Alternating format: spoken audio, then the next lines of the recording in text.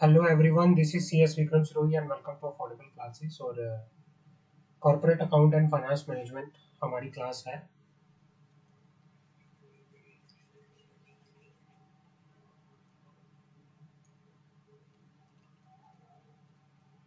Corporate accounting and finance management, जिसमें हम एक चैप्टर हमने स्टार्ट किया था, चैप्टर नंबर 3। हमारा चैप्टर नंबर 3 है। क्या नाम है चैप्टर नंबर 3 का? Accounting standards. Accounting standards. Last class में हमने लिस्ट ऑफ अकाउंटिंग स्टैंडर्ड्स जो है बात किया था और हमने फर्दर प्रॉपर डिस्कशन भी इनके ऊपर शुरू किया था, एक ओवरव्यू जिसमें हमने accounting standard 1, accounting standard 2, accounting standard 3, 4, 5, accounting standard हमने 7 बात कर लिया था। आज जो हमारा आगे फर्दर हम डिस्कस करेंगे, हमारे पास अकाउंटिंग स्टैंडर्ड आज का जो डिस्कशन करने के लिए आ रहा है, सबसे पहले अकाउंटिंग स्टैंडर्ड हमारे पास आ रहा है AS 9। AS 9 AS 9 किस बारे में बात करता है? AS 9 बात करता है रेवेन्यू रिकॉग्निशन के बारे में। रेवेन्यू रिकॉग्निशन के बारे में। अब ये होता क्या है? इस अकाउंटिंग स्टैंडर्ड में रेवेन्यू रिकॉग्निशन के बारे में क्या बता रखा है, वो बात करते हैं। The standard deal with the base of recognition of revenue in the statement of profit and loss of an enterprise. मतलब जो ये अकाउंटिंग स्टैंडर्ड है वो डील करता है किससे? रिकॉग्निशन ऑफ रेवेन्यू से, कि भाई कौन सा आइटम ऑफ रेवेन्यू जो है statement and profit and loss account में आएगा, in the statement of profit and loss account. ये उसके बारे में बात करता है, प्रॉफिट एंड लॉस अकाउंट, ये उसके बारे में बात करता है। ठीक है ना? The standard is concern with the recognition of revenue arising in course of the ordinary activity of the company. जो ये अकाउंटिंग स्टैंडर्ड है, जो ये अकाउंटिंग स्टैंडर्ड है, उन रेवेन्यूज के आइटम को, उन रेवेन्यूज को रिकॉग्नाइज करता है, उन इनकम को, उन रेवेन्यूज को, उन रेवेन्यूज को, उन इनकम को रिकॉग्नाइज करता है जो एक कंपनी, जो एक बिजनेस एंटिटी अपने ऑर्डिनरी कोर्स ऑफ बिजनेस में, अपनी ऑर्डिनरी मतलब बिजनेस करके जो रेवेन्यू अर्न किया जाता है, उन रेवेन्यूज को ये अकाउंटिंग स्टैंडर्ड क्या करता है? रिकॉग्नाइज करता है। क्लियर है? जो रेवेन्यू बिजनेस करके जनरेट किए जाते हैं, उन रेवेन्यू को ये वाला अकाउंटिंग स्टैंडर्ड जो है रिकॉग्नाइज करता है। और वो कौन कौन से रेवेन्यू हो सकते हैं? The sale of goods. The sale of goods, अगर आपने गुड्स को सेल करके कोई रेवेन्यू किया है, अगर आपने कोई सर्विस प्रोवाइड करके कोई रेवेन्यू किया है, the use by the other of enterprise resources yielding return, royalty, dividend. अगर आप किसी दूसरे एंटरप्राइज के रिसोर्सेज को यूज करके इंटरेस्ट, रॉयल्टी या डिविडेंड निकाल रहे हैं, तो वो सारे का सारा अकाउंटिंग स्टैंडर्ड 9 में एज ए रेवेन्यू रिकॉग्निशन के अंदर कंसीडर किया जाता है। Revenue is a gross inflow of cash. Revenue होता क्या है? रेवेन्यू क्या होता है? रेवेन्यू इनफ्लो होता है, इनकम होती है, इनफ्लो होता है। रेवेन्यू क्या होता है? इनफ्लो होता है, इनफ्लो ऑफ कैश होता है, इनफ्लो ऑफ कैश होता है। रिसीवेबल्स होते हैं, अदर कंसिडरेशन जो कि अराइज होता है in the ordinary course of business, in the ordinary course of business. तो ये उन आइटम को क्या करता है, रिकॉग्नाइज करता है। क्लियर है? तो इतना आप इसमें पढ़ोगे। अगर आपसे कोई पूछे कि अकाउंटिंग स्टैंडर्ड 9 किस लिए है, अकाउंटिंग स्टैंडर्ड ऑफ 9 उन रेवेन्यू को रिकॉग्नाइज करने के लिए है जो एक business entity ordinary of course of business में क्या करती है, जनरेट करती है, अराइज करती है। क्लियर है? जैसे सेल्स ऑफ गुड करके रेवेन्यू आया, कोई सर्विस प्रोवाइड करके रेवेन्यू आया, या कोई एंटरप्राइजेस के रिसोर्सेज को यूज करके कोई आपने इंटरेस्ट, कोई आपने रॉयल्टी, कोई आपने डिविडेंड इनकम जनरेट करी, तो उन इनकम को, उन रेवेन्यूज को रिकॉग्नाइज कौन से अकाउंटिंग स्टैंडर्ड के अंदर किया जाता है, अकाउंटिंग स्टैंडर्ड 9 के अंदर किया जाता है। क्लियर है? अब बात करते हैं accounting standard 10। Accounting standard 10, accounting standard 10 जो कि बात करता है property plant equipment, property plant and equipment, property plant equipment उसकी बात करता है। अकाउंटिंग स्टैंडर्ड 10 जो है, AS 10 जो है, वो बात करता है प्रॉपर्टी प्लांट एंड इक्विपमेंट की।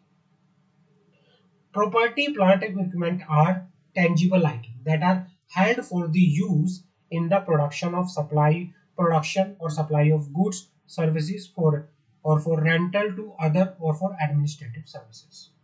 प्लांट प्रॉपर्टी और इक्विपमेंट क्या होते हैं? these are tangible assets. tangible assets कौन सी होती हैं? वो assets जिनको टच किया जा सकता है, जिनको टच किया जा सकता है, जिनको फील किया जा सकता है, जिनको देखा जा सकता है। क्लियर है? वो होती है टेंजिबल एसेट्स। और इन एसेट्स का use production of goods, supply of services या फिर रेंटल पर्पस के लिए या फिर एडमिनिस्ट्रेटिव सर्विसेज के लिए इन प्लांट्स का यूज किया जाता है। क्लियर है? The objective of this accounting standard is to prescribe the accounting treatment for, जो ये अकाउंटिंग स्टैंडर्ड 10 है, ये बताता है कि किस तरह से प्लांट प्रॉपर्टी इक्विपमेंट का अकाउंटिंग ट्रीटमेंट किया जाएगा। ये हमें बताता है, अकाउंटिंग स्टैंडर्ड 10 हमें बताता है कि किस तरह से प्लांट प्रॉपर्टी इक्विपमेंट का अकाउंटिंग ट्रीटमेंट किया जाएगा। क्लियर है? The principal issue in accounting for property plant and equipment are the recognition of assets, determination of the amounts, depreciation, losses. तो हम अकाउंटिंग स्टैंडर्ड में हमें जब इन प्लांट प्रॉपर्टी इक्विपमेंट का लिखो, अकाउंटिंग स्टैंडर्ड 10 जो है हमें प्लांट प्रॉपर्टी इक्विपमेंट इनका अकाउंटिंग ट्रीटमेंट बताता है, अकाउंटिंग ट्रीटमेंट बताता है भाई इनका अकाउंटिंग ट्रीटमेंट किस तरह से किया जाएगा। क्लियर है?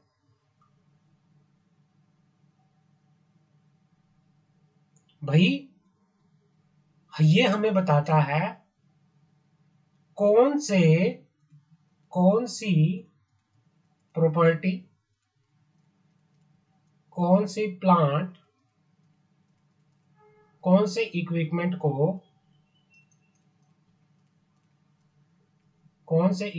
को क्लासिफाई किया जाएगा एज एसेट। कौन से प्लांट को, कौन सी एसेट को, कौन से उसको क्लासिफाई किया जाएगा एज ए एसेट। वैल्यू क्या होगी, वैल्यू क्या होगी, उनकी वैल्यू क्या होगी। डेप्रिसिएशन का ट्रीटमेंट कैसे किया जाएगा,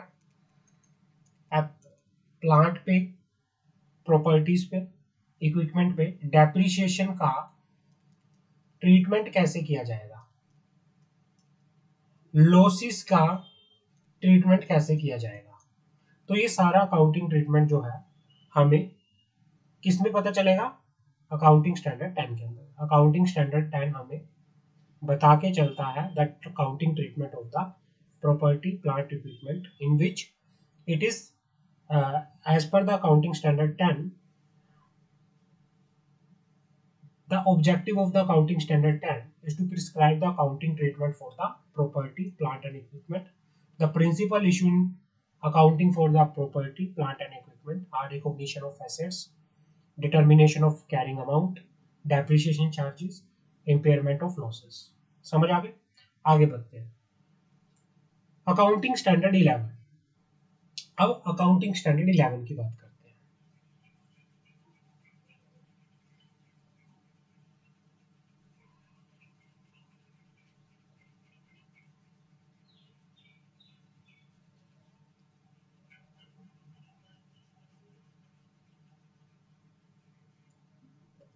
अकाउंटिंग स्टैंडर्ड 11 की बात करते हैं। The effect of change in the foreign exchange rate. Accounting standard 11 जो बात करता है वो बात करता है the effects of the changes in the foreign exchange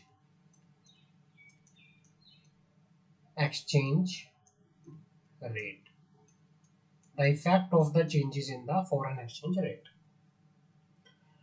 An enterprise may carry activity involving foreign exchange in two ways. It may have transaction in foreign currency or it may have foreign operations. मतलब क्या है, एक business entity दो तरह से क्या कर सकती है, फॉरेन एक्सचेंज में इन्वॉल्व हो सकती है। एक बिजनेस एंटिटी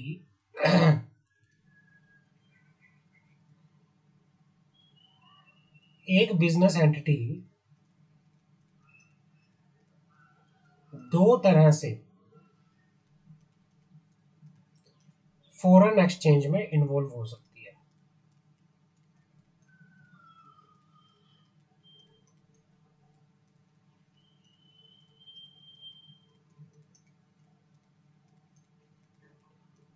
कैसे कैसे हो सकती है, या तो वो फॉरेन करेंसी में क्या कर रही है, कोई ट्रांजैक्शन कर रही है, फॉरेन करेंसी में क्या कर रही है, कोई ट्रांजैक्शन कर रही है,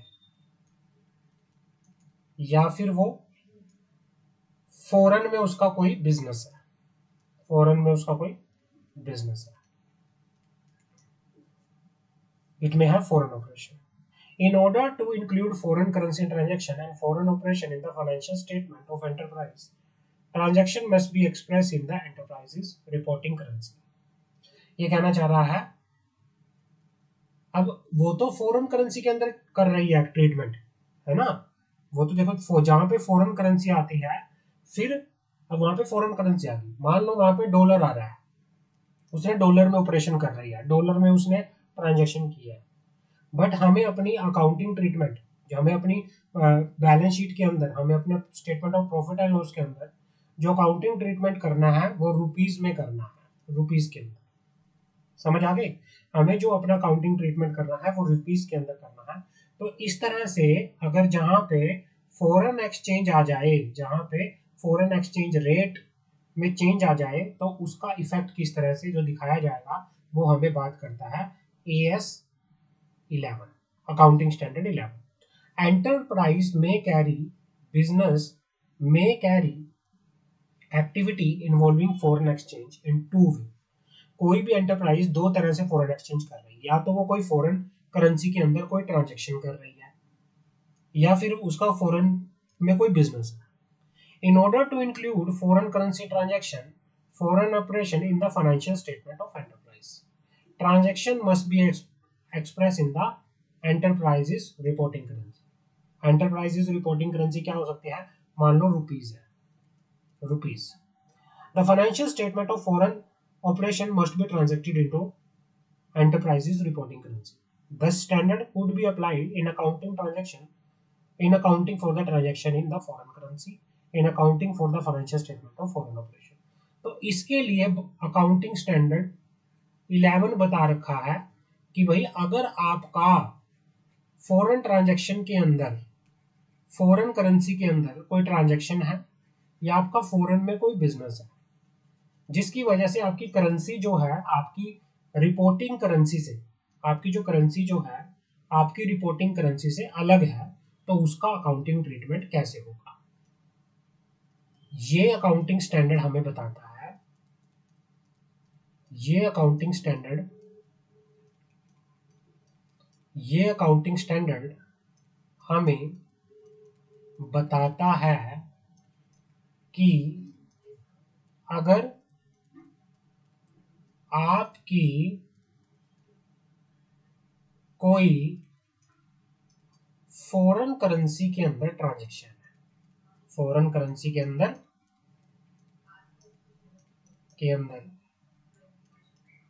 ट्रांजैक्शन है, या फिर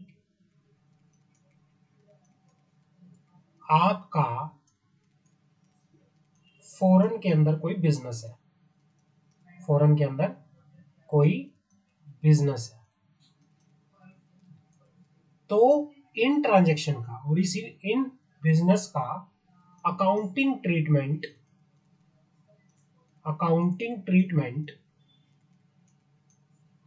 इन ट्रांजैक्शन का और इस उसका अकाउंटिंग ट्रीटमेंट कैसे होगा। तो ये हमें अकाउंटिंग स्टैंडर्ड 11 बताता है। क्लियर है? अब आगे बढ़ते हैं, अब आगे बात करते हैं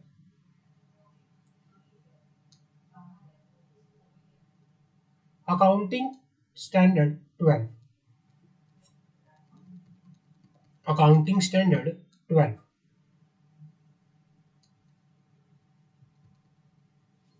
अकाउंटिंग स्टैंडर्ड 12 अकाउंटिंग स्टैंडर्ड 12 किस लिए है?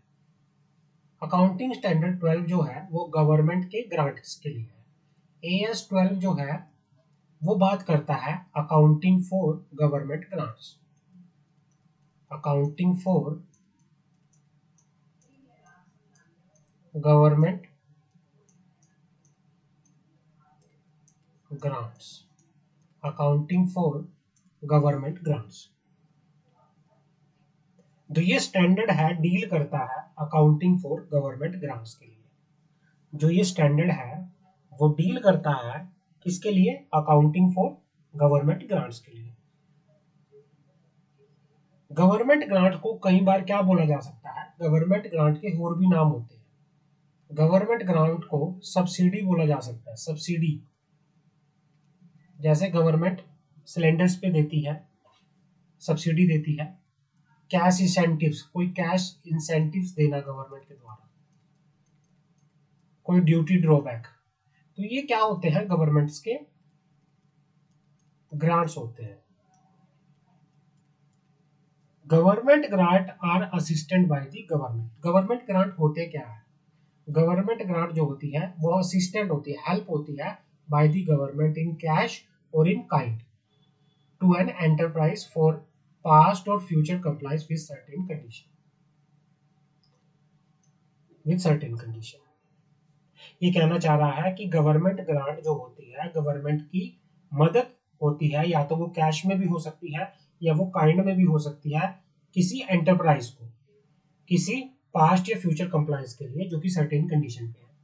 They exclude those form of government assistant which cannot reasonably have a value placed upon T following them and transaction with government which cannot be distinct from the normal trading transaction of an enterprise। मतलब इन grants के अंदर, in government grants के अंदर कौन से grants नहीं आते? In government grants के अंदर कौन से ग्रांट्स नहीं आते? वे ग्रांट्स जिनकी कोई वैल्यू नहीं होती, जिन ग्रांट्स की कोई वैल्यू नहीं होती, या ऐसी ट्रांजैक्शन जो अलग नहीं हो सकती, which can not be distinguish from the normal trading transaction, जिनको नॉर्मल ट्रेडिंग ट्रांजैक्शन से, किसी एंटरप्राइज की नॉर्मल ट्रेडिंग ट्रांजैक्शन से अलग नहीं किया जा सकता। ऐसी ट्रांजैक्शन अगर गवर्नमेंट के साथ हो रही है, मतलब अगर कोई एंटरप्राइज, मैं बता देता हूं कि गवर्नमेंट ग्रांट के अंदर क्या क्या आता है। आता क्या क्या है? कोई सब्सिडी हो गया, कोई कैश इंसेंटिव हो गया, कोई ड्यूटी ड्रॉबैक हो गया। ये तो आता है किसमें, गवर्नमेंट ग्रांट्स के अंदर। गवर्नमेंट ग्रांट्स होता क्या है, गवर्नमेंट ग्रांट्स क्या है, होता क्या है। गवर्नमेंट ग्रांट्स, जो गवर्नमेंट ग्रांट्स होता है वो गवर्नमेंट के द्वारा प्रोवाइड की गई हेल्प होती है, असिस्टेंट होती है, या तो वो कैश में भी हो सकती है या फिर वो काइंड में भी हो सकती है। समझ आ गई। वो किसी एंटरप्राइज को दी जाती है कुछ कंडीशन के बेसिस पे, है ना। कौन कौन सी गवर्नमेंट ग्रांट्स जो है उनको कंसीडर गवर्नमेंट ग्रांट्स में इंक्लूड नहीं किया जाएगा, कौन कौन से गवर्नमेंट ग्रांट को, गवर्नमेंट ग्रांट्स के कौन कौन सी गवर्नमेंट असिस्टेंट्स को गवर्नमेंट ग्रांट्स में इंक्लूड नहीं किया जाएगा। पहला, जिन असिस्टेंट्स की जिस गवर्नमेंट ने कोई हेल्प की बट उस हेल्प की कोई वैल्यू नहीं है, उस हेल्प की कोई वैल्यू नहीं है, या किसी एंटरप्राइज ने नॉर्मल कोर्स ऑफ बिजनेस में किसी गवर्नमेंट की से ट्रांजैक्शन की है, तो उन वाली उसको क्या नहीं किया जाएगा, गवर्नमेंट ग्रांट्स में इंक्लूड नहीं किया जाएगा। गवर्नमेंट ग्रांट में क्या नहीं आएगा, गवर्नमेंट ने कोई ऐसी हेल्प की, गवर्नमेंट ने कोई ऐसी हेल्प की जिसकी वैल्यू को, जिसकी वैल्यू को डिटरमाइन नहीं किया जा सकता, जिसकी वैल्यू को डिटरमाइन नहीं किया जा सकता। और कौन से नहीं आएगा, अगर किसी एंटरप्राइज की, अगर किसी एंटरप्राइज ने, अगर किसी एंटरप्राइज ने गवर्नमेंट के साथ, अगर किसी एंटरप्राइज ने गवर्नमेंट के साथ कोई ट्रांजैक्शन की है in the normal course of business, अगर किसी एंटरप्राइज ने गवर्नमेंट के साथ कोई ट्रांजैक्शन की है, कोई ट्रांजैक्शन की है in the normal course of business, तो वो भी किसमें नहीं आएगा, वो भी गवर्नमेंट ग्रांट्स के अंदर नहीं आएगा, अगर वो in the normal course of business transaction है। नॉर्मल कोर्स ऑफ बिजनेस क्या है, ट्रांजैक्शन है, अगर वो नॉर्मल कोर्स ऑफ बिजनेस क्या है, ट्रांजैक्शन है, तो वो गवर्नमेंट ग्रांट के अंदर नहीं होगा। The receipt of government grant by the enterprise is a significant for preparation of financial statement for two reasons. Firstly, if government grant has been received, appropriate method of accounting treatment is necessary. अगर government grant receive हुए हैं तो उनके accounting treatment के लिए एक properly method होना चाहिए। Secondly, it is desirable to give an indication of the extent to which the enterprise has been benefit from such grant during the reporting period. और दूसरा, हमें ये पता लगाने के लिए अकाउंटिंग ट्रीटमेंट किस लिए जरूरी होता है कि भाई, कि भाई एप्रोप्रिएट मेथड ऑफ अकाउंटिंग, पहले तो अकाउंटिंग स्टैंडर्ड किसके लिए है कि अकाउंटिंग का मेथड क्या होगा, दूसरा कि भाई एक रिपोर्टिंग पीरियड में एक एंटरप्राइज को गवर्नमेंट से कितना फायदा हुआ, इन चीजों को डिटरमाइन करने के लिए अकाउंटिंग स्टैंडर्ड 12 जो बात करता है अकाउंटिंग फॉर गवर्नमेंट ग्रांट्स की। तो ये अकाउंटिंग फॉर गवर्नमेंट ग्रांट्स किसके लिए होता है, गवर्नमेंट से जो भी ग्रांट रिसीव होते हैं उसकी वैल्यू निकालने के लिए, प्लस कि भाई मेथड क्या होगा, किस तरह से क्या रहा, तो वो सारा डिटरमाइन करने के लिए हम बात करते हैं गवर्नमेंट ग्रांट्स की। क्लियर है।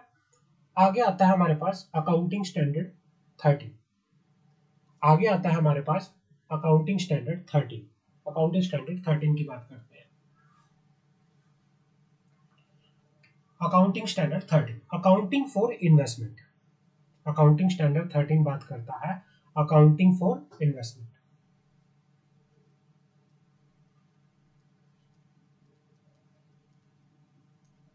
अकाउंटिंग फॉर इन्वेस्टमेंट, अब ये बात करता है, जो ये अकाउंटिंग स्टैंडर्ड है, ये बात करता है accounting for investment in the financial statement. भाई फाइनेंशियल स्टेटमेंट के अंदर रिलेटेड डिस्क्लोजर रिक्वायरमेंट के अंदर इन्वेस्टमेंट का अकाउंटिंग ट्रीटमेंट कैसे होगा। ये अकाउंटिंग स्टैंडर्ड जो है हमें बताता है कि इन्वेस्टमेंट का अकाउंटिंग स्टैंडर्ड कैसे होगा, अकाउंटिंग ट्रीटमेंट कैसे होगा। इन्वेस्टमेंट जो होती है एसेट्स होती है। Investments are asset held by enterprise for earning income by way of dividend, by way of interest, by and rental for capital appreciation और for other benefit to the investing enterprise. जो investment होती हैं,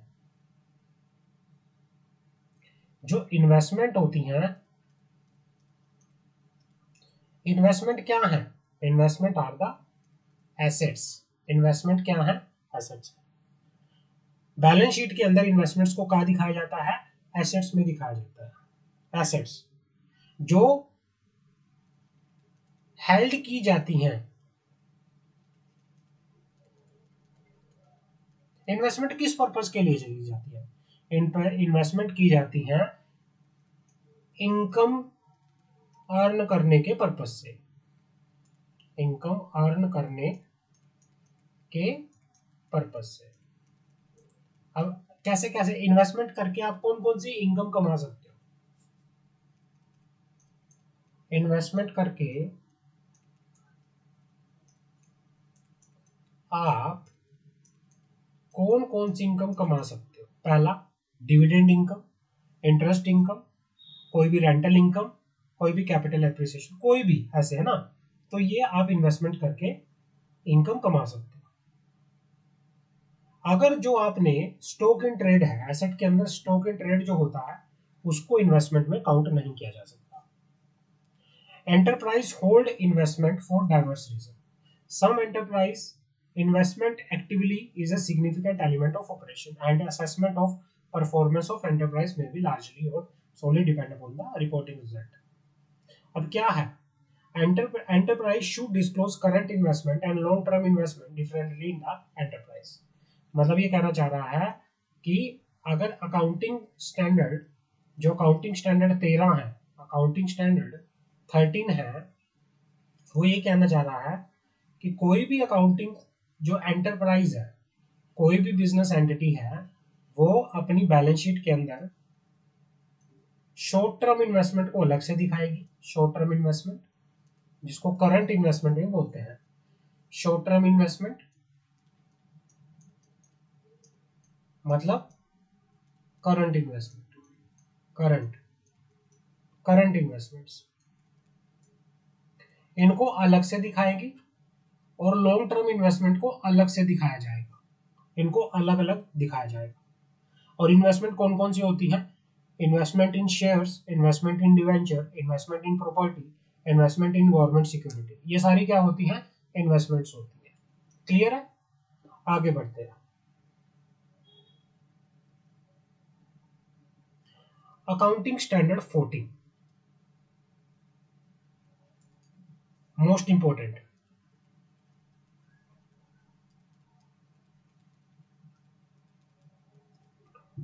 accounting standard 14, accounting standard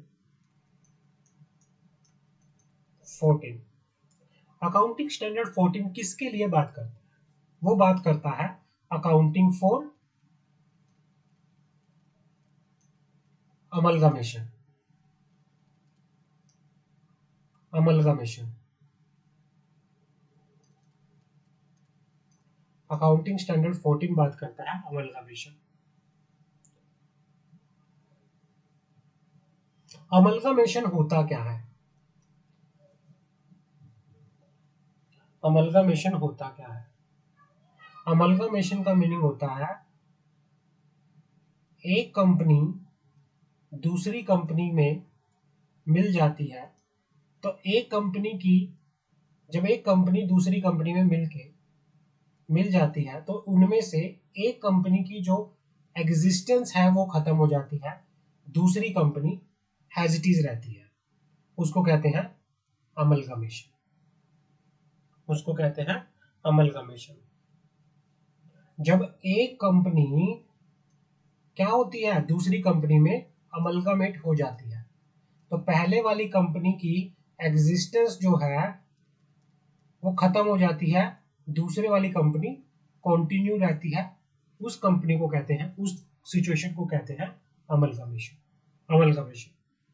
तो जो ये standard है, इस standard में हमें ये बात करती है कि भाई एक कंपनी का जब दूसरी कंपनी में अमलगमेशन हो जाता है तो उसका अकाउंटिंग ट्रीटमेंट कैसे होगा, उसकी एक कंपनी की अमलगमेशन जो हुई है कंपनी का, तो उसका अकाउंटिंग ट्रीटमेंट कैसे होगा, ये हमें अकाउंटिंग स्टैंडर्ड 14 बात करता है अमलगमेशन के बेस में।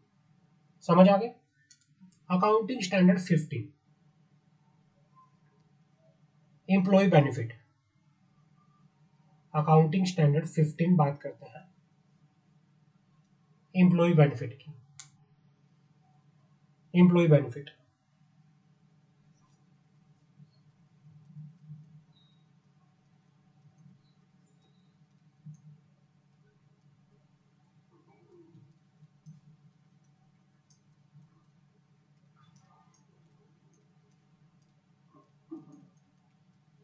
Employ benefit. The objective of this standard is to prescribe the accounting and disclosure for the employee benefit। भाई इस अकाउंटिंग स्टैंडर्ड 15 का जो ऑब्जेक्टिव है, उसका ऑब्जेक्टिव है कि एम्प्लॉय बेनिफिट के लिए अकाउंटिंग कैसे होगी और एम्प्लॉय बेनिफिट के लिए डिस्क्लोजर कैसे दिए जाएंगे। द स्टैंडर्ड रिक्वायर इंटरप्राइज, जो ये स्टैंडर्ड है ये हमें कहता है कि भाई एंटरप्राइज क्या करेगी, a liability when employee has provided service in exchange for the employee benefit to be paid in the future।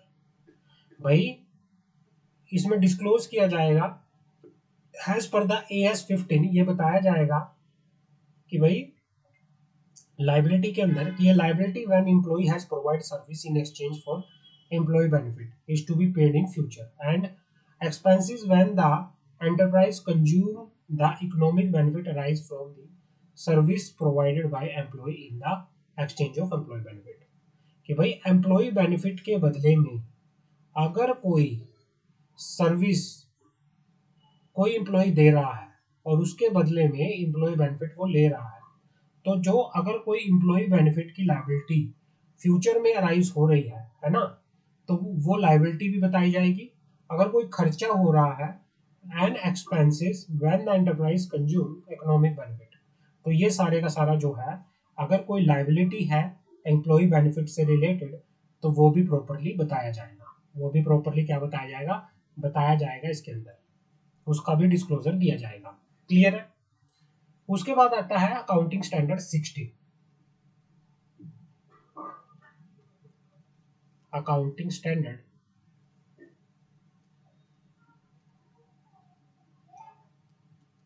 60 जो बात करता है बोरोइंग कॉस्ट की। किसकी बात करता है? बोरोइंग कॉस्ट की। बोरोइंग कॉस्ट, ये स्टैंडर्ड का ऑब्जेक्ट है कि भाई बोरोइंग कॉस्ट का ट्रीटमेंट कैसे होगा, अकाउंटिंग ट्रीटमेंट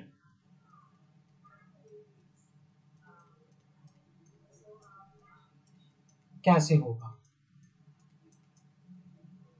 इस वाले अकाउंटिंग स्टैंडर्ड में हमें यह पता चलेगा कि एक बोरोइंग कॉस्ट का ट्रीटमेंट कैसे होगा। बोरोइंग कॉस्ट क्या होती है?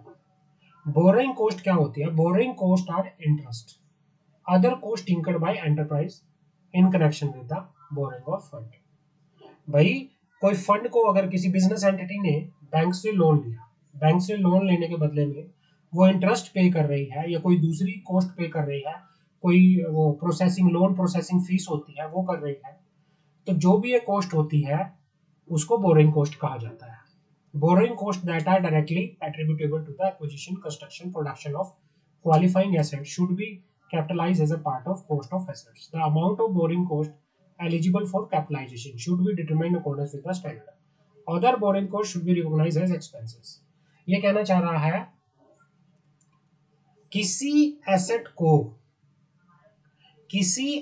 को परचेज करने के लिए, किसी एसेट को कंस्ट्रक्शन करने के लिए, किसी एसेट को प्रोड्यूस करने के लिए जो भी बोरिंग कॉस्ट लगती है उसको एसेट कहा जाता है, कॉस्ट ऑफ एसेट कहा जाता है। अगर वो कैपिटल नेचर की होती है, अगर बोरिंग कॉस्ट, अगर किसी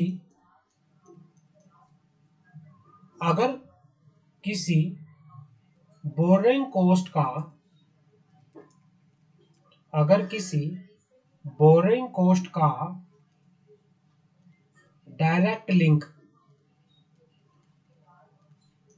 किससे है, एसेट से है, अगर किसी बोरिंग कॉस्ट का डायरेक्ट लिंक किसी एसेट से है, आपने कोई एसेट परचेज करी, आपने किसी एसेट का कंस्ट्रक्शन किया, उसे बोला जाता है कॉस्ट ऑफ एसेट्स, उसे बोला जाता है cost of asset. Other than cost of asset जितनी भी बोरिंग कॉस्ट है, अदर बोरिंग कॉस्ट, उसको बोला जाता है एक्सपेंसेस, उसको बोला जाता है एक्सपेंसेस, उसको एक्सपेंसेस बोला जाता है। क्लियर है, समझ आ गई? तो इसमें इस तरह से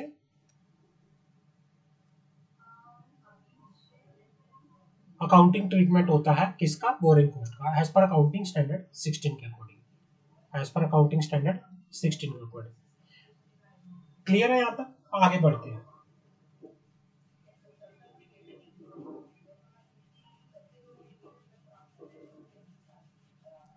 सेगमेंट रिपोर्टिंग क्या होती है?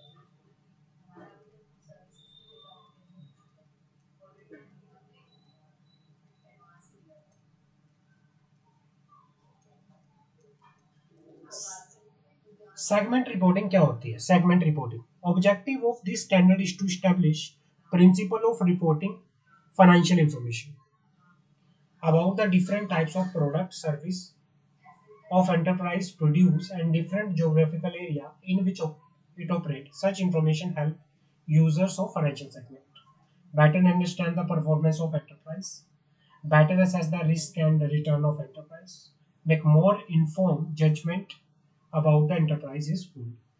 सेगमेंट रिपोर्टिंग का मीनिंग होता है रिपोर्टिंग ऑफ फाइनेंशियल इंफॉर्मेशन। ये कहना चाह रहा है इस अकाउंटिंग स्टैंडर्ड्स का, इस अकाउंटिंग स्टैंडर्ड का ऑब्जेक्ट जो है, क्या ऑब्जेक्ट है इस वाले अकाउंटिंग स्टैंडर्ड का? ऑब्जेक्ट है टू, ऑब्जेक्ट टू इस्टेब्लिश करना। इस अकाउंटिंग स्टैंडर्ड का जो ऑब्जेक्ट है, इसका ऑब्जेक्ट है इस्टेब्लिश करना क्या? Principles, principle for reporting, principle for reporting financial information, principle for reporting financial information, principle for reporting financial information about the different types of product, about the different types of geographical area, product produced in different geographical area, जिससे क्या हो सके, better एक enterprise की performance को समझा जा सके, जिससे बेटर किसी एंटरप्राइज की रिटर्न को, उसके रिस्क को असेस किया जा सके, better understand the performance of enterprise, better assess the risk and return of enterprise and make more informed judgement about the enterprise as a whole. तो मतलब इसका मीनिंग क्या होता है, इसमें ये इस्टेब्लिश करता है प्रिंसिपल्स को, प्रिंसिपल्स को, किस चीज के प्रिंसिपल्स को? Reporting of financial information. Financial information किसकी? डिफरेंट टाइप्स ऑफ प्रोडक्ट की, financial information of different types of services की, डिफरेंट ज्योग्राफिकल एरिया की, जिससे हमें ये पता चल सके कि भाई एक एंटरप्राइज कैसे परफॉर्मेंस कर सकती है, जिससे हमें ये पता चले कि एक एंटरप्राइज के अंदर कितना रिस्क है, जिससे हमें पता चले कि एक एंटरप्राइज से हमें कितना रिटर्न मिल सकता है, जिससे ये पता चलता है कि भाई कितना इन्फॉर्म डिसीजन लिया जा सकता है। If single financial report contain both consolidated financial statement and a separate financial statement of parent segment information need to be presented only on the basis of consolidated financial statement. तो जहाँ पे consolidated financial statement भी बन रही है, तो फिर जो आप रिपोर्टिंग सेगमेंट दोगे वो किसके बेसिस पे दोगे? कंसोलिडेटेड फाइनेंशियल स्टेटमेंट के दोगे। तो इसके अंदर रिपोर्टिंग सेगमेंट के अंदर ये फाइनेंशियल इंफॉर्मेशन दे के चलता है किसी एंटरप्राइज की प्रोडक्ट के बारे में, किसी एंटरप्राइज की सर्विस के बारे में कि वो कैसे परफॉर्म कर रही है, उसमें रिस्क कितना है, और उसके बेसिस पे किस तरह से हम क्या ले सकते हैं, मेजर डिसीजन लेके यहाँ पर चल सकते हैं। क्लियर है? आगे आता है हमारा अकाउंटिंग स्टैंडर्ड 18। अकाउंटिंग स्टैंडर्ड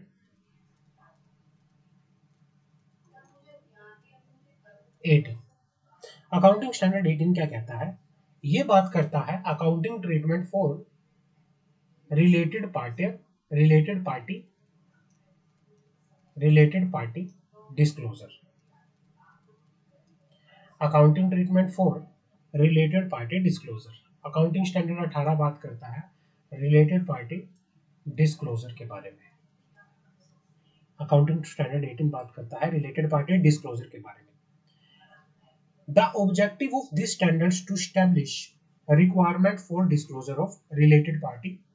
मतलब ये स्टैंडर्ड का ऑब्जेक्टिव क्या है कि भाई इस्टेब्लिश करता है। ये क्या करता है? इस्टेब्लिश करता है। क्या इस्टेब्लिश करता है? रिक्वायरमेंट। किस चीज की requirement? Related party report relationship and transaction of an enterprise with related party. कि अगर एक एंटरप्राइज, एक बिजनेस एंटिटी किसी रिलेटेड पार्टी के साथ कोई ट्रांजेक्शन कर रही है तो उनकी रिलेशनशिप क्या है, वो ट्रांजेक्शन किस तरह की है, उसका प्रॉपर डिस्क्लोजर आपको देना पड़ेगा as per accounting standard 18। As per accounting standard 18। Clear है? अकाउंटिंग स्टैंडर्ड 18 क्लियर है?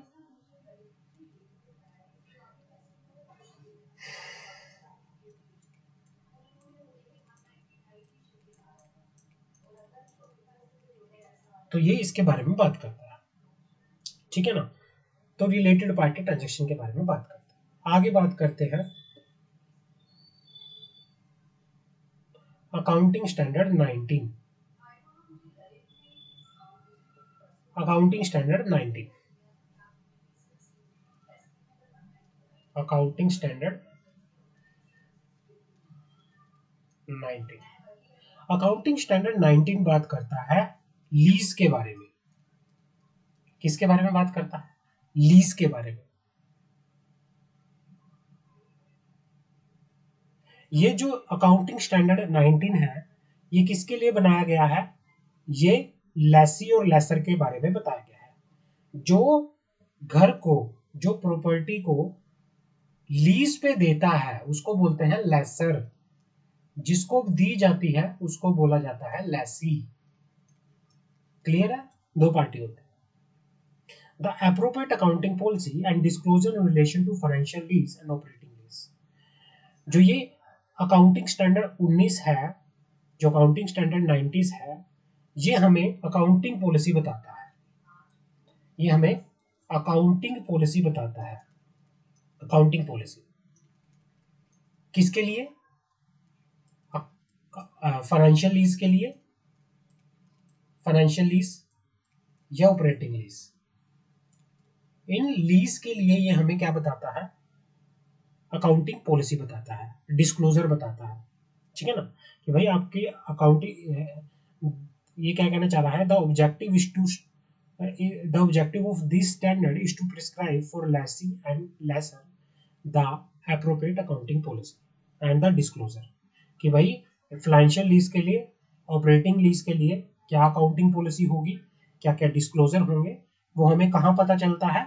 अकाउंटिंग स्टैंडर्ड 19 के अंदर, लीज वाले जो अकाउंटिंग स्टैंडर्ड है 19 उसके अंदर पता चलता है। समझ आ गई?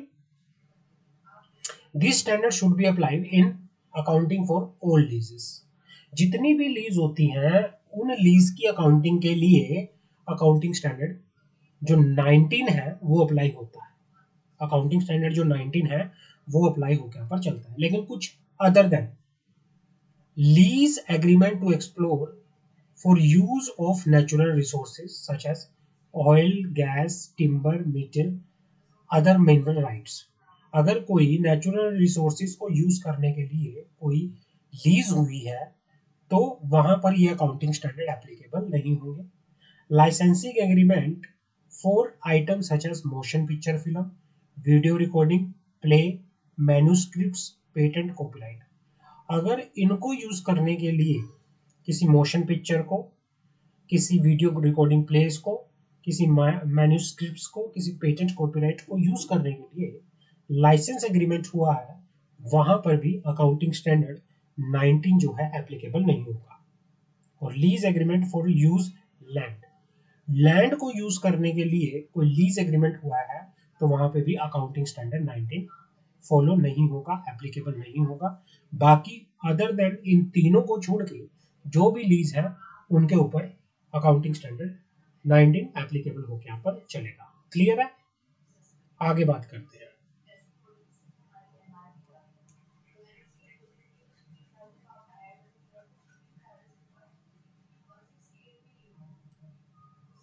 Accounting standard 20। अकाउंटिंग स्टैंडर्ड 20 किसके लिए बात करता है? ईपीएस के लिए, earning per share. Earning per share, earning per share होता क्या है? The objective of this standard is to prescribe principle for the determination and presentation of earning per share. मतलब इसमें क्या कहता है कि जो ये वाला जो अकाउंटिंग स्टैंडर्ड है वो प्रिंसिपल्स बताता है। वो क्या बताता है? प्रिंसिपल्स बताता है कि हम अर्निंग पर शेयर को किस तरह से प्रेजेंट करेंगे, किस तरह से डिटरमाइन करेंगे।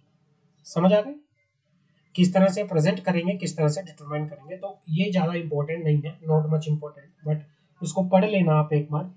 तो ये जो है अर्निंग पर शेयर जो है किस लिए बताता है? ये हमें अर्निंग पर शेयर को डिटरमाइन करने के लिए, कैलकुलेट करने के लिए बता के यहाँ पर चलता है कि किस तरह से हम उसको डिटरमाइन करेंगे, किस तरह से हम उसको कैलकुलेट करेंगे। ठीक है, तो आज के लिए हम इतना ही करेंगे इस क्लास के अंदर।